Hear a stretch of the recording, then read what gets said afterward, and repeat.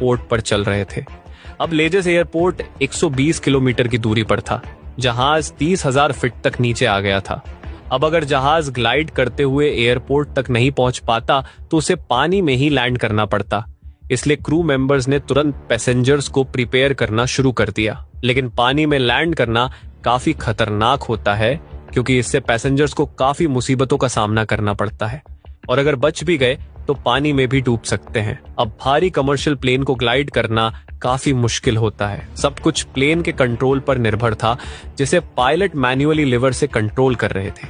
जहाज की ऊंचाई 200 फीट पर मिनट की रफ्तार से कम हो रहे थे, यानी अगले 15 मिनट फ्लाइट में सवार 300 लोग की जिंदगी या मौत की दास्तान लिखने वाले थे।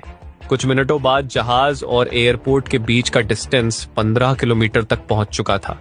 इतने डिस्टेंस पर फ्लाइट का एल्टीट्यूड 3000 फीट रखने की सलाह दी जाती है, जबकि इस जहाज का एल्टीट्यूड 13,000 फीट था।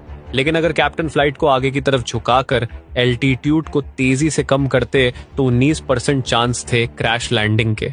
ऐसे में पायलट ने वहीं पर 360 डिग्री टर्न लगाया, जिससे प्लेन और एयरपोर्ट के बीच का डिस्टेंस तो उतना ही था, लेकिन एल्टीट्यूड 8,000 फीट से कम होकर 5,000 फीट तक पहुंच चुका था, जो रिकमेंडेड लेवल से अब भी 2,000 फीट ज्यादा था।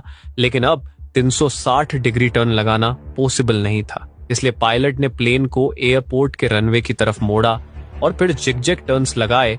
प्लेन में आगे पीछे होने से प्लेन को एल्टीट्यूड कम करने का कुछ एक्स्ट्रा टाइम मिला। अब नॉर्मली लैंडिंग के वक्त प्लेन की नोज को ऊपर रखने के लिए फ्लिप्स और इंजन थ्रस्ट का इस्तेमाल किया जाता है, लेकिन पायलट इंजन थ्रस्ट के बिना फ्लिप्स को भी नहीं खोल सकते थे, क्योंकि ऐसा करने से फ्लिप से मिलने वाला एयर ट्रैक प्लेन को और आगे झुका देता और क्रैश लैंडिंग हो जाती। इसलिए पायलट ने फ्लैप्स को बंद रखते हुए लैंडिंग करने का डिसीजन लिया, जिसे प्लेन और रनवे के बीच काफी तेज टक्कर हुई और 12 मिनट में 8 टायर फट गए, जिससे प्लेन स्किड करता हुआ एक तरफ खिसक रहा था।